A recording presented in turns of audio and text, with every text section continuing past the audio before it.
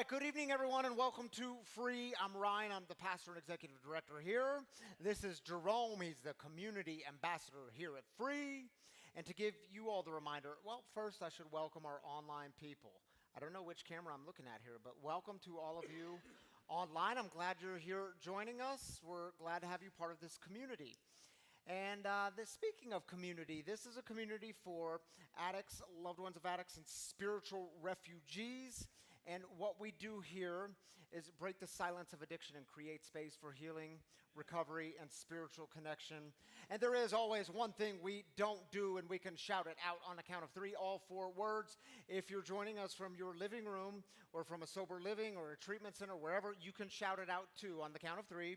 1, 2, 3. We don't do shame, but Jerome here is going to tell you some things coming up that you might want to know about. Hi, everyone. First, thank you for being here. Thank you for tuning in. I have a few housekeeping items for us. First and foremost, if you are a first-time guest to our community, please see one of the staff members. We have a welcome bag for you with a small bag of coffee, freshly roasted from Wagon Coffee and Tammy and her team. We have some more information about Free Recovery Community, what we do here, who we are, meeting schedule, lots of things. So if you are a first-timer, please come join us. Second thing, May 23rd, so not next week, the following week, we have open mic night. Our sponsors for that is the Hornbuckle Foundation and CARE. And our partner is the Phoenix. Yes. Yes, the lovely organization keeps us active, keeps our bones moving. And then Hold on, can I say a word about Sober Yes, Open sorry. Mic Night? If you haven't been to one before, I highly encourage you to come. This room is packed out with people. The cafe is open. Oftentimes it's people, the performers. I don't know what happened like the last 6 months, but we're really good performers. Some of them are new in their recovery. They're taking the stage for their first time being sober, so that's a big deal. We get to cheer them on, root them on. So even if you're not performing, come and cheer people on. It's something we get to do in this community, and it's a big deal. it is. I've been to Sober Open Mic Night, and I want to say it exceeded my expectations. This is not a small thing. These are very talented people showcasing their talents for you, and it might be the first time they've done it in sobriety. Yeah. So just come help support them and capture that moment. It will be worth your time. Yep. The following day, May 24th, Friday, is the next dynamic dinner. You have to register for that, so please do that sooner than later. We are expecting these to sell out. Incredible experience. I'm looking forward to it. I'm going in June, so I won't see you there, but will you be at that one in May? I won't be. I was at the last one, and I can tell you all, you will not regret this experience. It's more than just dinner together. It's intentional time together. Ryan Fila leads these events, and he does a great job. So, and it will sell out. It sold out last time, so we're expecting the same thing to happen. So get your ticket early if you want to participate in that. Yeah, I'm looking forward to it. Then one final note, June 17th, day after Father's Day. Second annual Free Recovery Community Golf Tournament, Arrowhead Golf Course in Littleton. If you haven't been there, it's like playing golf in Garden of the Gods. It's a wonderful course.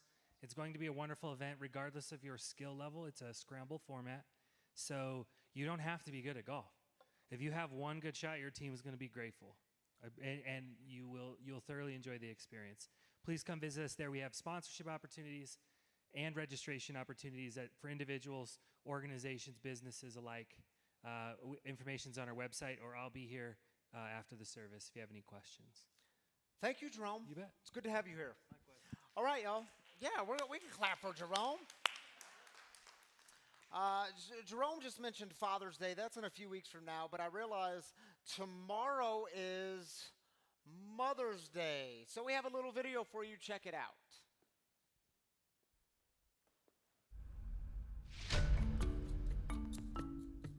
I'm so bored. I wish I had something to do.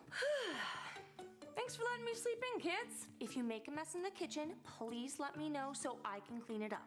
Raising kids is so easy. I just love driving around all day. Oh, I never have to repeat myself. They always listen so carefully. Oh, look. An empty box of cereal. Love it. Just wipe it on your sleeve. It's pretty cold, but you don't need a coat. Oh, you don't have to push in your chair. Don't make your bed. You're just gonna sleep in it again later. I think I'll skip the coffee today. You know, these throw pillows look way better on the floor. I'm really not that busy. Well, you haven't showered in 3 days, but I think you smell great. We do have food at home, but let's just go out to eat. Just brush your teeth whenever you feel like it. Here, take my phone charger and go put it in your room. Oh, just leave your dirty dishes on the counter. In Jesus' name we pray. Amen. All right, let's all pull out our phones. Youth sports are so cheap. Braces are so cheap. School fees are so cheap. Hey, can you come crawl in bed with me around 2 a.m.? Thanks. Okay, I just spent 2 hours making dinner, but if you don't like it, that's fine. Just let me know and I'll make you something else. Don't even bother looking for that. I'm sure it's lost and gone forever. Can somebody please throw something at my head?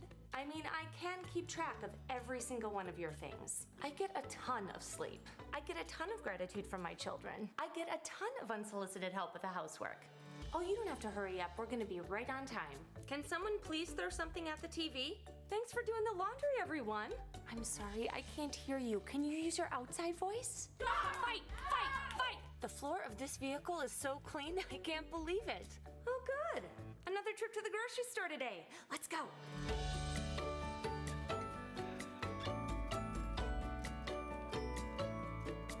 Hey, I'm gonna hop in the shower. Does somebody want to come use the bathroom while I'm in here? All right, well, happy Mother's Day to all you mothers out there, you mothers joining us online. Happy Mother's Day to you. The way we get started here at Free on a Saturday night is with celebrations. We start with the good, we lift up the good. Very important part of our time together. We take 3 minutes for this. Maybe you are celebrating a sobriety anniversary or a new thing happening in your life, a new thing happening in your recovery. We celebrate that here. We believe God joins with us in the celebrations. So Mark has a mic on this side. Jerome has one on this side. You can simply raise up your hand and give us the good news. If you're joining us online, give us the good news. Give us a celebration in the YouTube comments or the Facebook comments, wherever you're joining us from, and we'll join you there. Let's take 3 minutes. Hi, I'm Karie, and my friend Kelly aced her final yesterday for her medical assisting exam. So yay, Kelly. All right, Kelly, congratulations. We'll celebrate that. Hi, my name's Ron, and April 19th, I celebrated 27 years clean and sober. Thank you, guys. Way to go, Ron. Big stuff. I'm Paige, and I finished my finals last week and got all A's in my classes. Way to go, Paige. Straight A's. Hi, I'm Amanda, and I have 7 months to celebrate as of the 6th of this month. All right, congratulations, 7 months. My name's Brittany, and I would like to congratulate my oldest daughter on getting her first job, and also very grateful to get to spend Mother's Day with them tomorrow. No. All right, congratulations. Hi, my name is Serena, and I just drove here tonight with my daughter driving in the driver's seat, so that was pretty cool. All right, should we celebrate that, right? Celebration and prayers.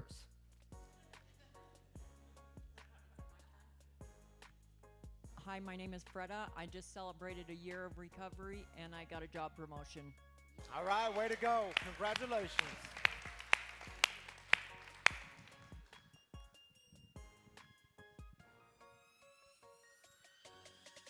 Anyone else celebrating?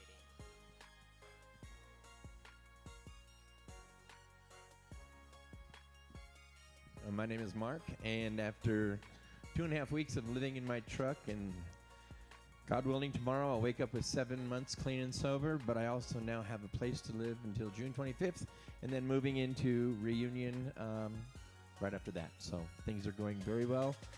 Still moving forward. Mark. Happy 7 months. That's a big deal, my friend. I'm Allison, and this may sound weird, but I just lost my job. But I want to celebrate that God has a different path for me, and I fully trust in that. So I'm going to celebrate this odd thing that's happening right now. Yeah, we'll celebrate that with you, Allison. It's a weird thing to say congratulations to that, but we I'm get it. Dara. I'm Dara, and I just wanted to celebrate my mom and Martha for Mother's Day because we can't be together. So Yeah, happy Mother's Day, Martha. Beautiful.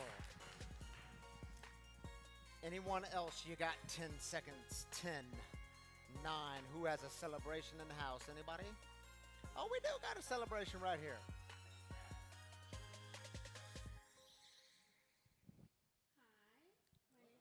Oh my gosh. Hi, my name is Yvette, and I am celebrating my 5-year heart failure anniversary this week. All right, congratulations, Yvette. And you're still here, and we're grateful for it. Okay, Tammy Canaday, do you want to join me up here to join our online people? Thank you, Mark. Thank you, Jerome. Tammy Canaday, ladies and gentlemen. Good evening. Now, we have something to celebrate, don't we? We do have something to Because you called me out last service. I did. But she kind of missed it because I said it before she walked in the room. What's our celebration? We celebrate 19 years of marriage tomorrow. 19-year anniversary. I don't know why I'm clapping for us, but I'm clapping You for us. should. You should. It's a big deal. That's a lot of hard work. Well, there's a lot of love, a lot of fun along the way, too. It's good. All right.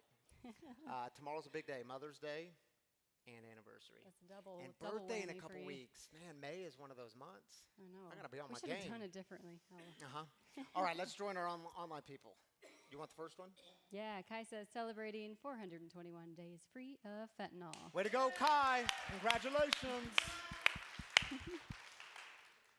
All right, Steve Martinez says 2 years, 6 months. Way to go, Steve. Awesome, We're Steve. celebrating that with you. Julie says, I'm celebrating wiring my first electrical outlet here in California with the help of my sober friend Alan in Colorado. Thank goodness for WhatsApp. Yeah, what's that, baby? Congratulations, Julie. Layla says, free of fentanyl, 3 months. Way to go, Nice, Layla, Layla. celebrating that. Awesome. That's a cool deal. Thank you, Tammy, for being up here with me. All right, y'all, thank you for all the celebrations. If you have a celebration and you didn't get to it before you leave. Celebrate with someone. It's a very important part of what we do in our lives and in our recovery. Now, we are in week 6 of this 7-week series called Now What? And next week, we're going to talk about relapse. I relapsed, now what? But before we get to relapse, tonight, it is my faith deconstructed, now what?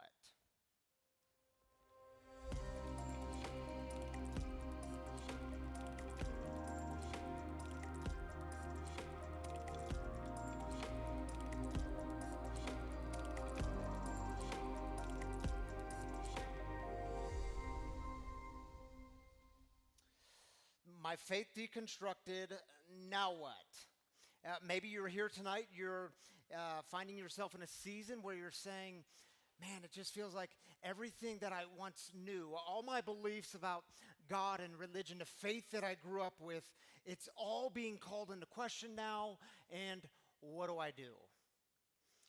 You know, I can recall with you 2 significant periods in my life where my faith was completely deconstructed. The first time was when I was about the age of 20. I was in college. And I can tell you this process for me of deconstruction, it was a long, painful process, and it lasted for what I think is roughly 3 years. And what's baffling about this to me is prior to that, I didn't have any big questions about God. I certainly didn't wrestle with my faith. I was just in it and didn't have any big questions. As some of you know the backstory to me being a 20-year-old in college. That was right after my brother was killed in a car accident due to this brutal disease of addiction. He relapsed and then died in that relapse in that car accident. And what that did for me was it filled me with all kinds of questions and doubt. I used to just cling to my certainty, and everything was so clear and everything was so black and white, and I had certainty in my categories, and now I'm filled with all kinds of questions. I was asking questions like, man, was everything I was taught in my childhood about God and religion, was it all just a lie? I mean, if this thing isn't true, then this isn't true, and if this isn't true, then this isn't true, and where does it stop? I mean, I was filled with big questions. At least they were big questions for me. Like, I remember asking, man, wait a minute. Here I am, a biblical study student in college, and wait a minute. Are you telling me Mahatma Gandhi is burning and suffering in hell forever because he didn't identify as Christian? And wait a minute. Are you telling me that God hates my gay friends, and is being gay even a sin? And wait a minute. Why was the Jesus of my youth, why was that Jesus always presented to me as a white, middle-class Republican? And is there another way to see Jesus? Some of you have been there. And wait a minute. What do I do with all these scriptures that I used to read, and they would fill me with hope and give me all kinds of comfort? And now when I read and study these scriptures, they just fill me with all kinds of questions and doubts and discomfort. You see, and I should tell you that during that time in my life, there was no belief or doctrine that was off the table for me. I was questioning everything. I should also tell you that I did not choose for my faith to deconstruct. I mean, who would ever choose that? I did not choose for everything that I thought I once knew about my faith and about God to fall apart and deconstruct. Who would ever choose that? But I can tell you my experiences led me there, and it was a painful journey. It was a confusing time. My head and heart were spinning, and I did not know how to trust God in that process. And what did I do? I continued to turn to another drink because that's the only solution I could find that would calm this thing. And yes, and looking back, I can see God all over the deconstruction, but I didn't know how to trust that God at the time. You know, the second time my faith completely deconstructed, it was about 10 years later when I was 30 years old, when I got sober and into recovery. My faith was deconstructed. It was another grueling process in my life that I would tell you lasted roughly 3 years. And see, it was a baffling thing to me because in my recovery, more questions and more doubts were coming. And I thought I'd figured all that stuff up when I figured it all out when I left religious fundamentalism. But now it's different questions are coming up. And I would have told you at that time that my faith was strong. Yeah, my faith is strong. I had just been appointed as a pastor at a larger church in our conference. And at the same time that happened, I'm getting into recovery. And I remember reading through the 12 steps. That was my program of recovery, still is. And sitting at my sponsor's kitchen table. And I'll never forget. Like, they were telling me, you need to build a relationship with higher power, whom I choose to call God. Ryan, you need to find a new way and turn your life and your will over to the care of God as you understand God. And I thought, well, that's all great, but maybe I should be starting at like step 4. Maybe I don't need to start at step 1 because I've already done all that stuff. I've already turned my life over. And you could ask me the very obvious question, Ryan, if you've turned your life and your will over, well, then why do you keep waking up on the daily, looking in the mirror and hating what you see? Ryan, if you've turned your life over, why are you filled with shame? If you've turned your life over, why can't you stop from picking up another drink? If you've turned your life over, why can't you show up as a husband, a father, a pastor, a friend? Yeah, see, I thought I knew what honesty was. I thought I was an honest person. Then I had to learn what honesty really was in steps 4 and 5 of my recovery. I thought I knew what humility was. I thought I was a humble man until I had to learn what humility really was in steps 6 and 7. I thought I knew what forgiveness was. I thought I was a forgiving person and I knew how to receive forgiveness in my life until I had to learn what forgiveness really was in steps 8 and 9 of my recovery. And I thought I knew God. I thought I knew God when I gave up religious fundamentalism in my 20s, but it wasn't until the age of 30 that I got sober and into recovery that I realized, man, I just missed that whole being in relationship with God piece of it all. You see, have you ever experienced your faith deconstructing?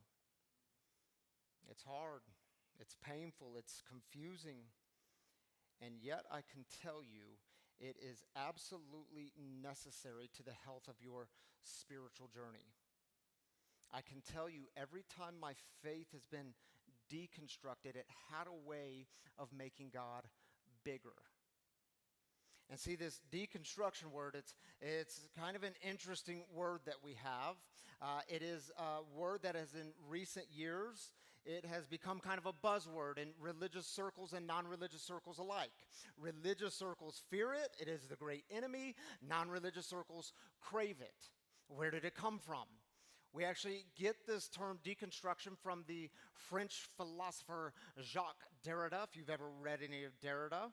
And he was speaking to the relationship between text and meaning. And we could go on and on about that, but in today's world, it's shifted a little bit. And many spiritual leaders would define deconstruction as, here's one definition, a complete demolition of belief, a critical reappraisal of one's faith tradition, or an honest acknowledgement of doubt and questions.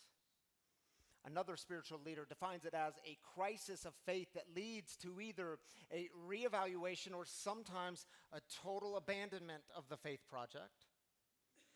And I think deconstruction is best understood through a question. You see, deconstruction happens when we're asking the question, how can I believe in God or any stable ultimate reality after something has rocked, shattered, or challenged my worldview? Anyone been there? Yeah, so what I want to do with you for the next few minutes is look at one of my favorite stories from the scripture. This is a story that comes from, and this is absolutely fascinating. You're going to love this story. It comes from the New Testament book of Acts. Noel last week was in Acts chapter 9. I want to pick things up in Acts chapter 10. This is a story about Cornelius and Peter and a sheet being lowered from the heavens. It is a story about Peter's complete deconstruction of faith. Now, before we get into the story, we need just a little bit of backstory because we have to understand something about Cornelius and Peter. Cornelius was a Roman citizen. In fact, he was described as a centurion, meaning he was in command of 100 troops. He was also, we're told, a God follower. Now, Peter, on the other hand, was Jewish, and good, pious Jews never hang out with non-Jews, Gentiles, Romans. Doesn't happen. Now, Cornelius was given a vision to send men to Peter's house because Cornelius wanted them to bring Peter back because the text says he wanted to learn from Peter. Here's how the story goes, Acts chapter 10. If you want to read the whole thing, read verses 9 through 29. I'm going to read a few select passages from that. But the story starts like this. About noon the next day, as they were on their journey and approaching the city, Peter went up to the roof to pray. He became hungry and wanted something to eat. Because that happens, doesn't it? You're deep in prayer and all you can think about is a sandwich. That's Peter. And while it was being prepared, he had a visionary experience. Y'all, here's the visionary experience. He saw heaven opened and something like a large sheet coming down, being lowered to the ground by its four corners. In it were all kinds of four-footed creatures and reptiles and birds of the air. Then he heard a voice saying, "Get up, Peter, kill and eat." But Peter said, "By no means, Lord, for I have never eaten anything impure or unclean." And let's just pause there for a moment. You see, Peter, he was born and raised in this fishing village called Capernaum. His people, they were deeply committed to the teachings of Torah. It was their scripture. It's what we have as the first 5 books of the Old Testament or the Hebrew Bible. In the Torah, they believed in their reading that God was holy and sacred and pure, and so they organized their lives around these purity laws, this purity system. Because see, in the Torah, there's all kinds of purity laws. I mean, there's multiple purity laws. And the purity laws, they would give us extensive list of what was clean and what was unclean, who was clean and who was unclean. Now, a sheet is being lowered from the heavens by its four corners. So picture like a balloon coming down from the heavens. All different kinds of animals, reptiles, birds of the air, other animals, some of which are clean, some of which have been determined unclean. If they're all in a sheet together and it's being lowered by its four corners, do you think those animals are touching one another? Yeah, they're all touching each other. The clean is touching the unclean. So what's Peter's obvious response when God says, I want you to go do this new thing? Peter says, no, Lord. Man, you're out of your mind. You've lost your marbles. My religion won't allow me to do this. And do you see how Peter's religion gets in the way of the new thing God is doing? And by the way, if you have ever found yourself in heated argument with God, well, the good news is you're not alone. Peter was there too. Check it out. The voice said to Peter again, a second time, what God has made clean, you must not call impure. This happened not once, not twice, but 3 times. And the thing was suddenly taken up to heaven. Now, while Peter was greatly puzzled about what to make of the vision that he had seen, suddenly the men sent by Cornelius appeared. And I'll skip a little bit. They appear to Peter. Peter welcomes them in. They stay the night. The next day, they get up and they make their way to Cornelius' house. And they get there. Cornelius is there. All of Cornelius' people are there. And check it out. And he, Peter, said to them, you yourselves know that it is unlawful for a Jew to associate with or visit a Gentile, a non-Jew. But God has shown me that I should not call anyone, say that word with me, anyone. You know what that word means in the Greek? Anyone. God should not call anyone impure or unclean. So when I was sent for, I came without objection. And do you all see why I love this story? It is a story about faith deconstructing, a story of Peter, a defining moment for him. It's a story about resistance and opening. It's a story about the human experience and God meeting us right where we are. It's a story about an old way deconstructing and a new way being constructed, and Peter's consciousness is being raised. His vision of love is expanding. In that moment, God is all of a sudden getting way bigger, and there's some fear associated with that, isn't there? You know why else I love the story? Because look at how the story begins. It begins with resistance. Peter's like, no, God, I can't do that. My religious convictions won't allow me to. I can't do that. I'll never do that. And it happens 3 times. And then how does the story end? Peter is standing in the living room of Gentiles, and he appears before them and says, yeah, when God called me, I just came without objection. What? Peter, are you forgetting all your resistance? Peter, you said no 3 different times. You said, no, Lord, I can't do this. My religion won't allow me. Are you forgetting? And it's funny because we do the same thing, don't we? Yeah, see, I want to try to convince you that I'm smart and I'm intelligent and I'm up with the times. And no, I've always seen it this way. I came without objection. No, you didn't, Ryan. You grew. You saw things differently. It was painful. It was a process for you. You didn't just arrive and you've been there the whole time. It was a process. And this rebuilding and understanding of God, I would remind you, is a process, and resistance is central to the whole thing. Resistance is central to the process. You have to have resistance. And I say this because it reminds me how to treat people. It reminds me to lead with grace. And I know in our culture, grace isn't always our first go-to because we just want to cancel. Man, you say something offensive 20 years ago, we're just going to cancel you, blot you out of existence because we're not good at creating space for transformation. We're not good at creating room for growth. We're certainly not great at creating space for forgiveness. We'll just get rid of you. No second chances. But then I look at my life, and I know my story, and I'm reminded of all the grace that was given to me along the way. Do you know, I remember when I was 21 years old, I can't tell you why I did this. All I can tell you is I did it. Man, my heart and mind were so tied up with the God stuff and asking my big questions. I drove to my New Testament professor's house that night, and I knocked on his apartment door, and he had a family, and I showed up unannounced. Don't recommend it, but that's what I did. And I knock on the door, and he answers it. And I said, Dr. Phillips, man, my head is spinning. I've got all these big questions, and I don't know what to do with it anymore. And he said, he was a Trekkie fan, Star Trek. And this is 20 plus years ago. He said, hold on a minute, I've got to record the episode. So he gets the VHS tape, puts it in the VCR, for those of you that remember those. And he hit the record button and turned off the TV, and I'll never forget what he said. He said, I've got all the time in the world. What do you want to talk about?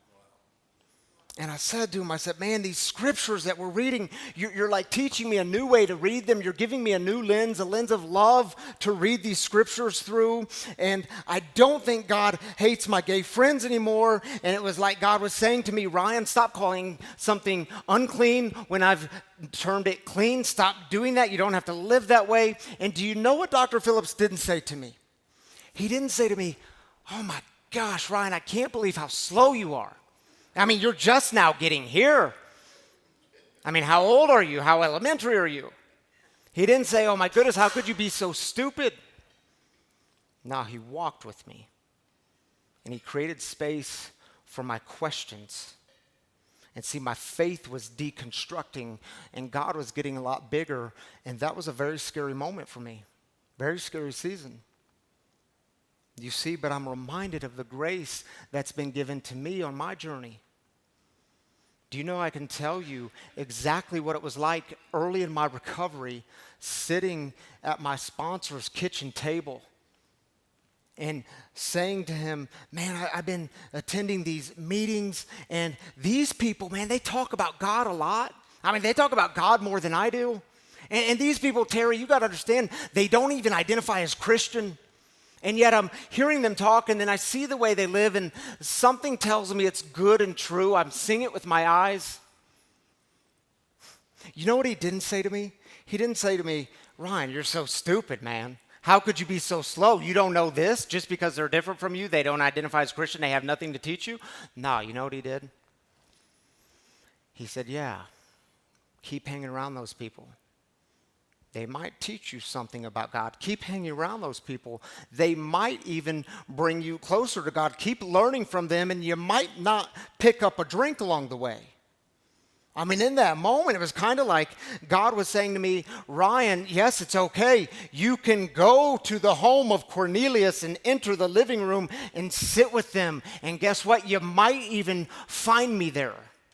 You see, my faith was deconstructing, and my vision of love was expanding for other people, and God was getting a lot bigger, and that was a very scary process for me.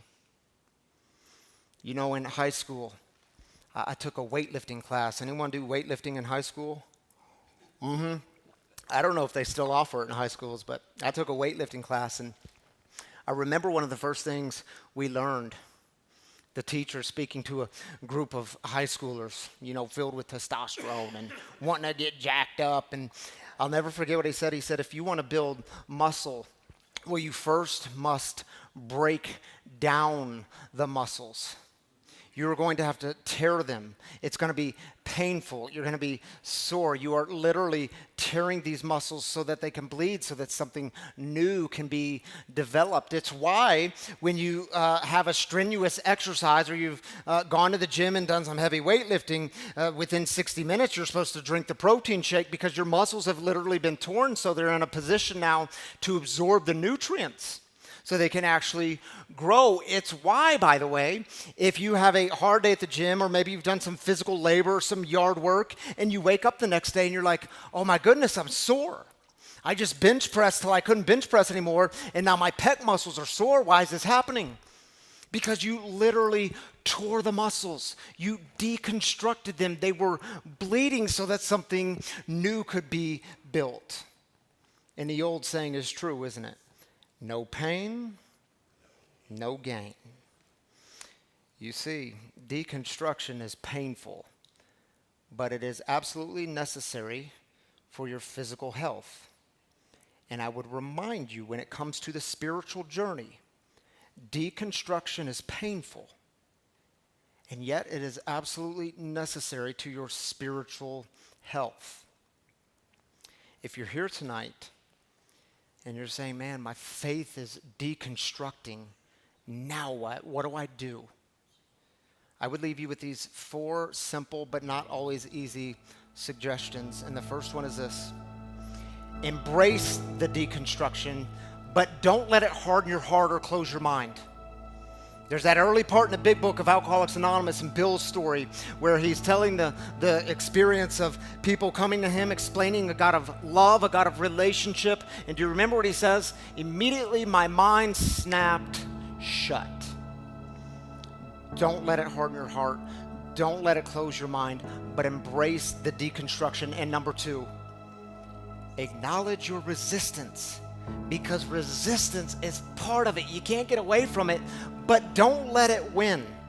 Acknowledge it, feel it, put words to it, but at some point you have to step through the resistance. You have to step into the pain and the fear if you want the new. And speaking of, number 3, trade in certainty for humility. You see, if you stay clinging to your categories of certainty, I know exactly how it is, I know exactly how it's going to end, I know exactly what's going to happen, and my God is in this nice, pretty box with a bow on top, and I have it all figured out, well, then you're going to stay in the old. Humility means you're admitting you don't have it all figured out. You've got some questions, you've got some doubts. And number 4, go. Step into the new understanding, because in that place, God is bigger and love might grow deeper for you. You see, what is the new path being paved in your midst? Where is God saying to you, get up and go? Man, you can go do it. I'm going to be found there, go. And then will you be brave enough, humble enough to go? And listen, y'all, I do know it's hard. I do know it can be incredibly painful. I know it can be confusing, but I would also say to you, if you want to stay clean and sober, well, I would highly suggest that you find a power greater than you, that you step into the new, that you actively rebuild the new, commit to that. Because see, deconstruction is not your enemy. It is the path to spiritual growth. So what I want to do right now is play a song. This song is by an artist named Noah Gunderson. The name of the song is Jesus, Jesus, but don't let the title fool you. He is asking his biggest questions, expressing doubts to a distant Savior, and I encourage you to take a moment and reflect on your own questions, your own deconstruction. Here's Noah Gunderson with Jesus, Jesus. Check it out.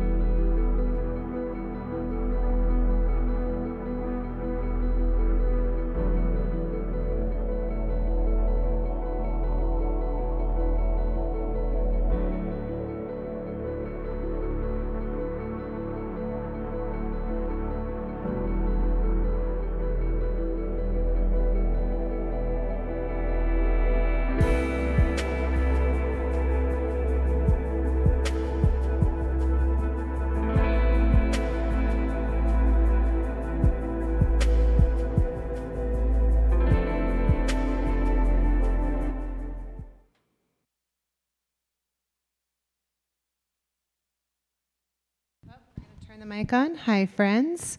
Thanks for joining us here tonight. If you're new, you should know that every night on Saturdays, we invite someone from our community to come up into the living room and share their experience, strength, and hope. Today, we are very lucky to have one of our own. He is our lead volunteer in the cafe. If you guys do not know him personally, you probably know him by his laugh. Please let us welcome Jim up into the living room.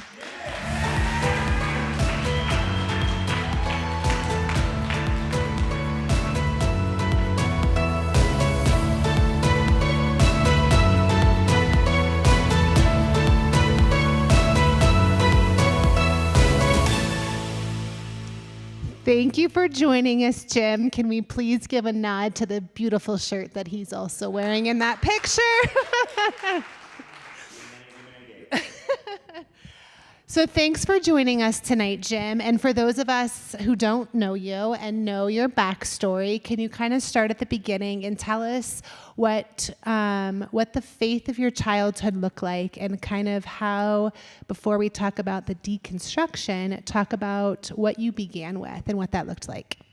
So I am the son of a preacher's kid, missionary's kid of Baptist Christian faith. I went to Christian grade school, high school, and college. I was taught that God is a God of love and fear, and you need to, it's either the Bible or the highway. As I was talking with Mel at the cafe, I said, I'm glad you're a Catholic. And he said, in the past, you and I were both going to hell. And you were so, for those of you who don't know this, I learned this week. There is something that was involving puppets in the church, and you believed that it was your calling to go out. And can you tell us about the puppets and kind of what that meant for your faith and why the puppets were involved? Sure. To back up a little bit, my parents adopted me on the mission field in Alaska. At age 3, we left, and they came home to be with my mom's parents to help build a home missions organization called Bible Lighthouse. And it had a Christian bookstore, missionary letter service, print shop. They did live Bible ministry programs from 6:30 to 7 every morning. And in that, during my growing up days, my parents would put together a little performance, and we would go to different churches and do that. So when I went to college at Cedarville College, now Cedarville University, they had different ministry teams, and the team that I picked was the puppet team. So I was out during the school year. I was on 3 puppet teams in 2 years. So during the school year, on the weekends, I was out at 3 different churches, my hand up a puppet, sharing the gospel of Jesus. Sweet Jesus. So clearly you were very well into the church and yes. Deep roots. Can you talk about when that deep faith started to deconstruct? When did the threads start pulling apart? Well, somewheres between 11 and 13, I must have heard the word homosexual for the first time. Not sure when, where, but the more I began to hear that word, the more it just began to tear me up. And the biggest, most impactful time was I went to a Christian high school. I was valedictorian of a class of 13. I was the chaplain from age 7 to 12 in my classes. And 12th, my senior year, we were at my president's house, and he gave us a tour, and I made the mistake. I look back now and say it's a mistake, but it was meant to be. His sister had all these boy band posters and male models in her room, and I, unfortunately, stuck around and admired them. And when I came back out to the living room, one of the other officers, Joy, she and I had been in class since 5th grade. And thank God I was petting the cat. And she goes, "Jim, are you gay?" And I was like, "Huh? What'd you say?" And that night when I got in the car to go home, I felt like a 1,000 knives were being impaled in me. And I probably cried the whole way home. And that was the big one. And those glimmers started to come more and more that you weren't quite fitting into the same religion that you were raised in. What did it look like when you finally decided that this faith is no longer something that I can fit into? What was that kind of final straw? So after college, I worked for another Christian organization, a missionary headquarters board. Worked for them part-time, and in Reading, Pennsylvania is where I had my first experience with another man. And not only did I have an experience with another man, but I found out that in Reading, Pennsylvania was headquartered, ready for this, HA, Homosexuals Anonymous. Yes, that was an actual thing. And it was based off the AA Big Book, and also I had 2 more steps. So I tried HA for a year and a half, and then finally I said, frack it. If I'm supposed to be gay, I am going to see if I'm supposed to be gay. And I closed the door on Christianity, God, considered myself an atheist, stopped praying, going to church, the whole 9 yards. And those whole 9 yards, you had a lot of fun. Oh yeah, still do. It was well worth it.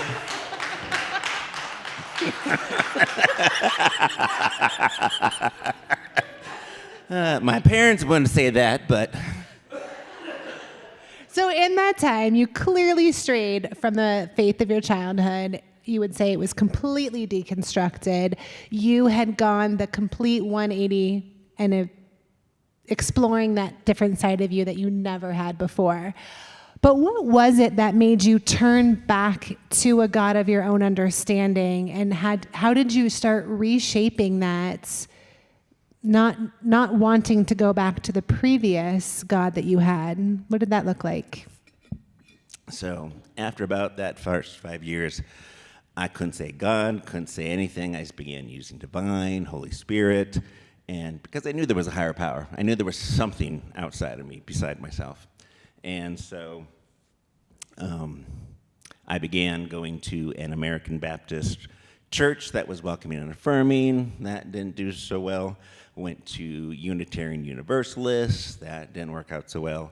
Tried another Baptist church, and then after that didn't work so well, and I kind of drifted again. I, at one point, bought a big old stack of different Eastern philosophy books, like the Tao of Pooh, Taoism, anything else I can't think of right now.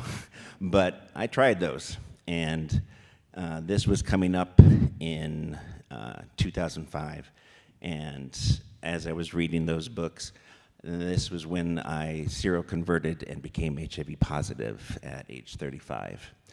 And in that time, a friend asked if I wanted to go to a 4-day intensive workshop, and I said yes. And I thought I was going there to deal with anger issues towards my family and my parents, but no. I went into that weekend, and I found out the very first night that I pretty much wanted to kill myself my whole life. The first exercise was called Lifeboat, and you either had to advocate for yourself to be in the boat, or you had to say, please, yes, go ahead, take my seat, I don't care. And so that weekend showed me that, and in the middle of it, one of the exercises brought to me and realized I needed to begin forgiving myself. And that was still the Christianity forgiveness, that I had done something, I had hurt people, and I needed to repent, and I began trying to see where that would lead. And I came out of that weekend wanting to live, and also during that whole weekend, I got introduced to A Course in Miracles. And when I came out of that weekend, I parked my car. I was living in Philadelphia. Parked my car, walked the mile to downtown center, and went into Barnes & Noble's and bought A Course in Miracles and started reading it. And it showed me, so I was raised on the Bible of a God that's both love and fear, and I'm guilty. And A Course in Miracles has shown me that God just loves everyone, and everybody comes home, and we're all guiltless. maybe not on this level, but on the Christ mind level, yes, we are all guiltless when we get back to heaven. And if you guys ever find yourself in the cafe and ever want to like deep dive into a God conversation, this guy will blow your mind with some of his conceptions and he will really open you up to a whole universe of love. So I encourage you guys just to get to know him. And then I know the faith journey too, when you specifically came into Free, you were able to come in with not only your backstory of your childhood, but your belief in A Course in Miracles. Can you tell us a little bit, and not just because tomorrow's Mother's Day and we all love Tammy Canaday, but I do believe that she holds a very important piece of this story. So can you please tell us, what was it about Free, and in particular Tammy, that you were able to find additional healing of that deconstructed faith? Sure. The first thing is our slogan, "We don't do shame." That was a big key. And I was here only 3 weeks. The second time I was here, that Wednesday, Ryan had to ask Rev Ryan anything. And I asked him, "What's your stance on homosexuality?" And he said, "Well, Jim, I used to hate you." I'm like, "Oh, I'm glad you don't now." Still doesn't. He doesn't. And love you too, Rev Ryan. And he had also mentioned something about Tammy, that she had gotten fired. And he explained that her organization was beginning to take a firm stance and wanted to weed out the people that didn't meet their criteria. And one of the things she had taken a firm stance on was, "I will support gay marriage," and she got fired. Thank you. And so that was the first time that I had seen Tammy. So at that Wednesday, Ryan said, "Well, would you stand up and tell what free means?" So Ryan was standing there, I was standing here, and Tammy was standing there.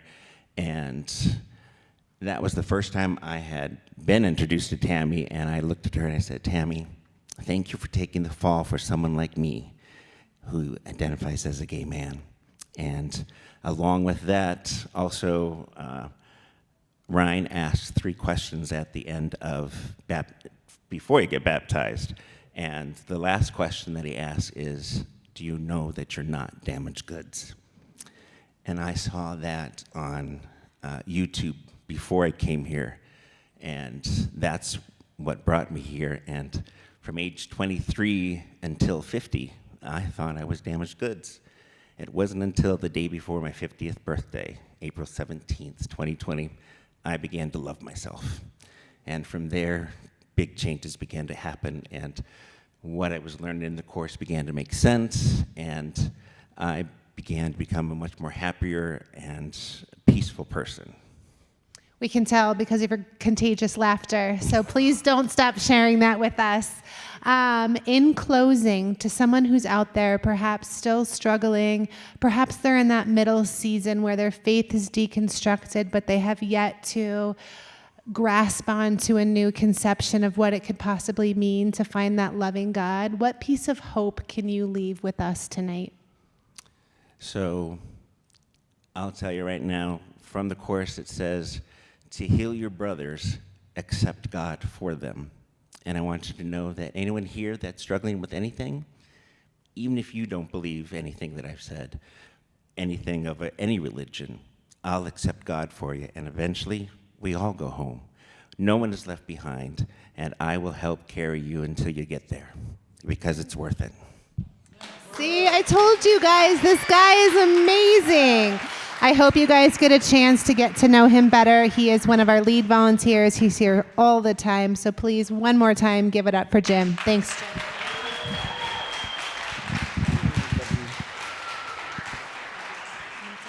Jim. Thank you, Jim.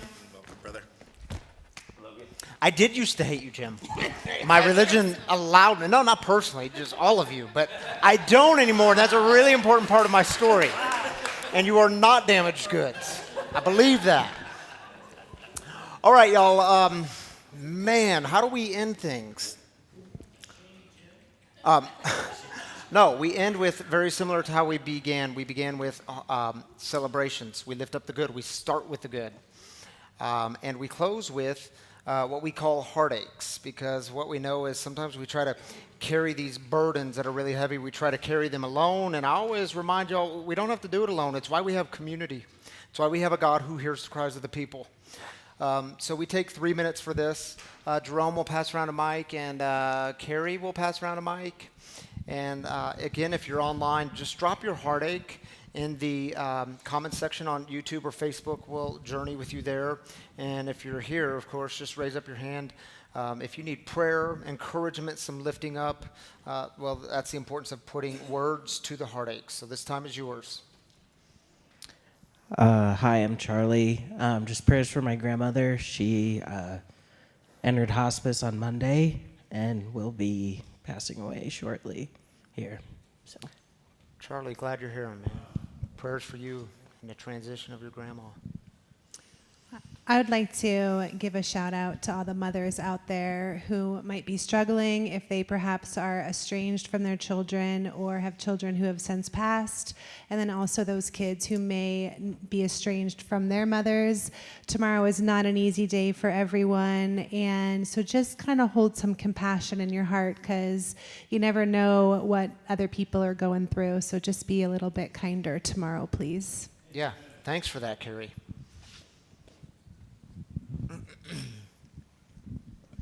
My name is Sabrina, and my husband just had his 3rd round of chemo on Wednesday, and he is not doing good. So if we could just say a prayer that he gets better and starts accepting this chemo a little better, it would be greatly appreciated. Yeah, Sabrina, thanks for sharing that with us. Prayers for him and you.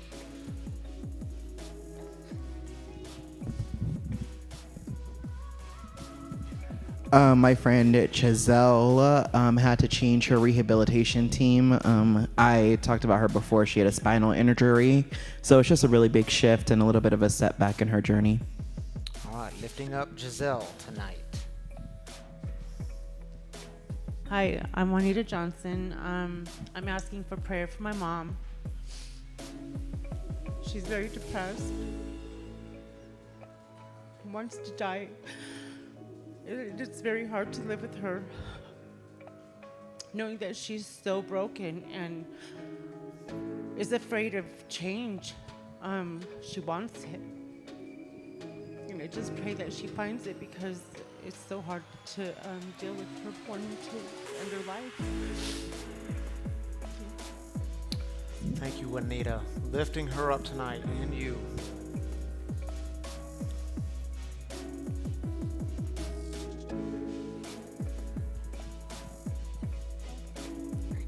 Hi, my name is Lucy, and when I was a little kid, I got separated with my mom, and it was really challenging because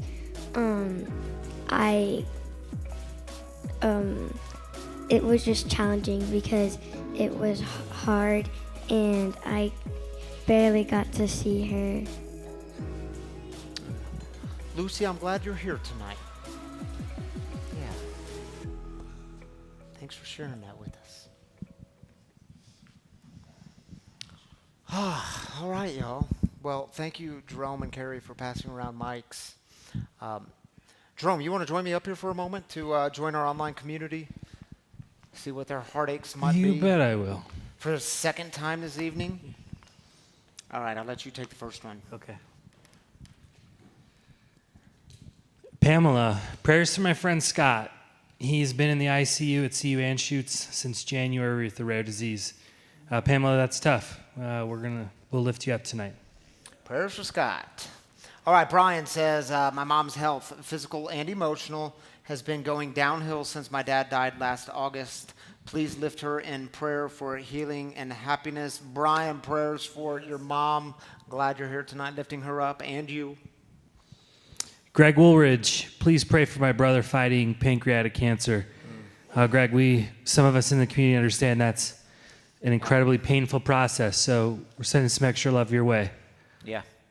Jonathan said prayer for for the Flynn family who just lost their mom. And Jonathan, when Jim was speaking, our guest storyteller, I saw your comment on, I believe it was Facebook or YouTube, Facebook, about lifting up all the moms who are struggling to get clean and sober. So thank you for lifting them up. Prayers for them. Glad you're here. And last one from Christy. Prayers for our friend Nicole, who was attacked by a dog and suffered a severe bite on her arm. Prayers for healing. Also, prayers for my brother and me, as Mother's Day is always a tough day for us all. Thank you, Christy. Extra love to you and yours. Lifting y'all up. Glad you're here. Thank you, Jerome. Thanks for being up here, buddy. All right, y'all, I take this opportunity for two things. One, to just simply say a big thank you. And two, to let you know, if you've been impacted by the mission of breaking the silence of addiction, creating space for healing, recovery, and spiritual connection, we are greatly appreciative of your generous giving here. It truly makes a difference. We rely on you. We are funded by you, the people. If you want to give to free, well, you can download the app. It's free to download, Free Recovery Community. There's a giving button on there. All our content's on there. Same thing on the website, freerecoverycommunity.com. You can give weekly, monthly, one time, however you want to do it. We're grateful for it all. And there's the giving kiosk, one just beside these doors that says giving, and there's a box outside these doors that says giving, and you can give that way. And I do love to remind y'all of our fourth way of giving, which is the dip jar just outside of these doors. It's a little machine that sits on a table. You can't donate more than $20 or less than $20. It's set at $20. You just take your credit card, you stick it in, you dip it out, and it lights up, and you get to feel good about giving your $20. As I said, we are funded by you, the people. People ask all the time, well, how do you guys get money around here? Well, you, the people, and we're really grateful for it. So thank you for those of you who've made that a spiritual practice in your life, a sacrificial practice in your life. It makes a big difference here. Thank you, thank you, thank you. Shall we? Mark, you want to join me up here to close us in prayer? Sure. Because you just hit 7 months sober, getting on your feet again, and dude, that's a big deal. That's a big deal. Glad you're here tonight. So I just encourage people to, open their hands. Nothing magical about it. It's just a simple sign of openness. Yeah, maybe you're going through a time where you're questioning everything. A bit of deconstruction in your life. And prayer asks us the question, are you open? Are you willing? And you can take a big, deep breath. You can let that out and be reminded that spirit is as close as breathing. And if you don't know the set-aside prayer, we'll say it and pray it together. If you don't know it, it's on your screen, and it goes like this. God, today help me set aside everything I think I know about you, everything I think I know about myself, everything I think I know about others, and everything I think I know about my own recovery, so that I may have an open mind and a new experience with all these things. Please help me see the truth. Amen. And grace and peace to you, brothers and sisters.